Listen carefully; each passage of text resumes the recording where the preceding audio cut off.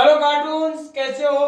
उम्मीद है अच्छे होंगे और नहीं है तो मेरे वीडियो देख लेना, अच्छे हो जाएंगे। ठीक है, हमने इस चैप्टर के दो पार्ट पढ़ लिए। पहला है कि विद्युत द्विध्रुव के कारण उसकी अक्ष पर कितना विद्युत क्षेत्र बनता है और निरक्ष पर कितना बनता है। अब इसका तीसरा पार्ट ला रहा हूं।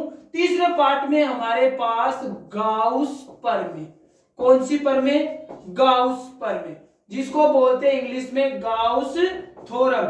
मैं पहले ही बता रहा हूं, ये जो वीडियो है दोनों मीडियम को ध्यान में रखकर बनाया गया है। ठीक है, अब गाउस प्रमेय होती क्या है, पहले तो ये जानो गाउस प्रमेय है क्या और किस लिए बनाई गई है।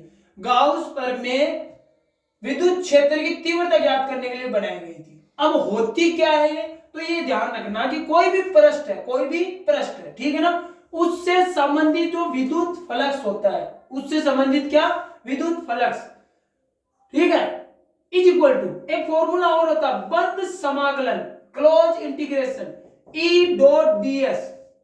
आपको बताया कि विद्युत फ्लक्स का मान ई डॉट डीएस के बराबर होता है। ठीक है ना, तो किसी भी पृष्ठ से संबंधित विद्युत फ्लक्स का जो मान होता है, उस पृष्ठ में कितना आवेश है उसको जोड़ लो और एप्सिलॉन नॉट जो विद्युतशीलता है, परमिटिविटी है, उसका डिवाइड कर दो, तो वहां क्या आ जाएगा? विद्युत क्षेत्र की तीव्रता।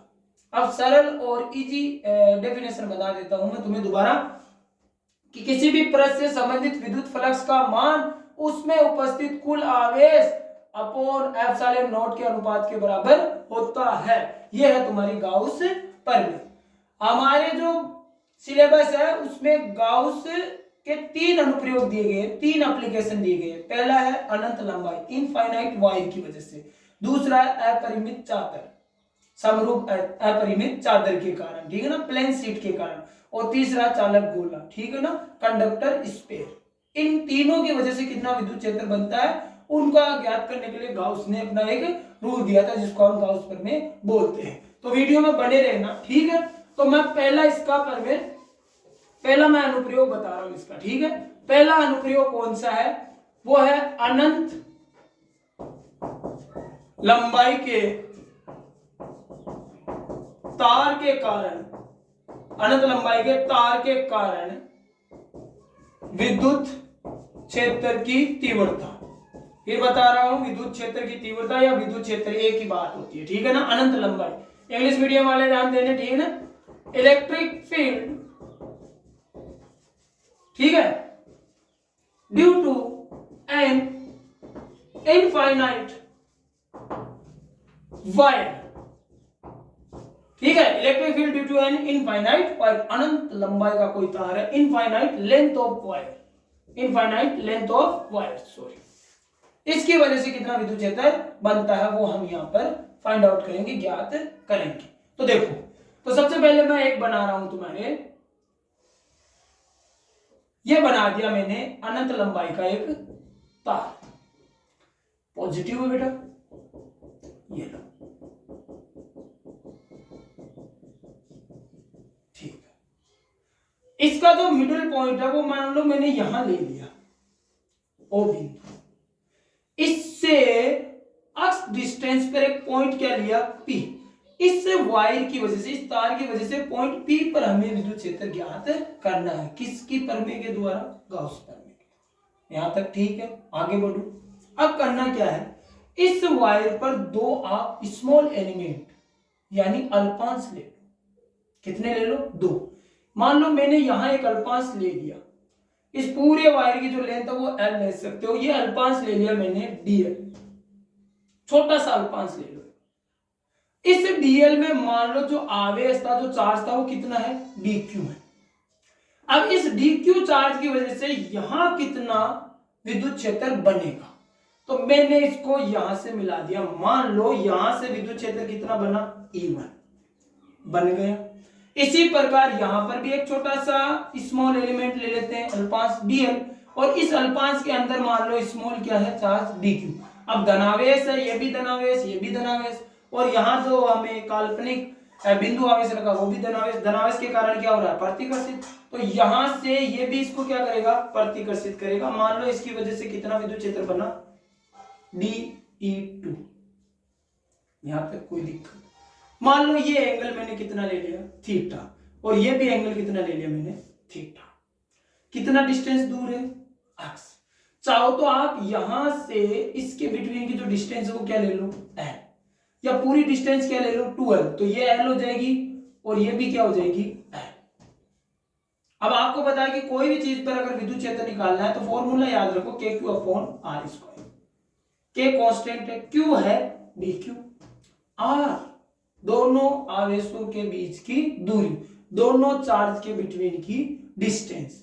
अब वो कैसे फाइंड आउट करें, तो देखो ये एक्स है, ये एल है, ये एंगल है 90 डिग्री, वही बेटा। ये बन जाएगा हाइपोटेनस, ये बन जाएगा परपेंडिकुलर, ये बन जाएगा बेस। तो अगर हाइपोटेनस कर्व निकालना तो इसका स्क्वायर और इसका स्क्वायर कर लो, X square plus L square का अंडर। चाहो तो आप आर भी ले सकते हो, कोई दिक्कत नहीं, लेंथ आप जो चाहो वो ले लो। जो चीज यहां पर है वही चीज ये है, सेम है, डी क्यू डी एम, तो यहां पर भी हो जाएगा x square plus L square का अंडर रूट एल। यहां तक किसी की दिक्कत? तो सबसे पहले मैं निकाल रहा हूं विद्युत क्षेत्र DE1, वही फॉर्मूला लगा दो, के क्यू अपॉन आर स्क्वायर, यहां आर क्या है, x square plus L square का अंडर रूट का होल स्क्वायर। अब मैंने बताया जहां अंडर रूट और होल स्क्वायर आ जाता है वो दोनों कैंसिल हो जाते हैं, बचा क्या, के Q upon x square plus L square, ये आ गया DE1। इसी प्रकार हम निकालते हैं DE2। DE2 कितना आएगा, वही फॉर्मूला वापस, के Q upon x square plus L square का अंडर रूट का क्या कर दो, होल स्क्वायर। कितना आएगा, के क्यू अपॉन अंडर रूट हटा दो, क्या आया, x square plus L square. अब तुम नोटिस करो कि DE1 और DE2 इन दोनों का मान क्या है, समान, और डायरेक्शन देखो अलग अलग है। किसी एंगल पर मान समान होते हैं और डायरेक्शन अलग अलग होती है तो हम उनको किस में डिवाइड करते हैं, घटकों में, कंपोनेंट में। किस में डिवाइड करेंगे, घटकों में। तो इसके भी दो घटक बनेंगे, इसके भी दो घटक बनेंगे। तो पहले मैं लिख देता हूं कि DE1 व DE2 दोनों के मान बराबर है, तो मैंने इसको मान लिया DE, और इसका वैल्यू कितना आ रहा है, के Q upon x square plus L square.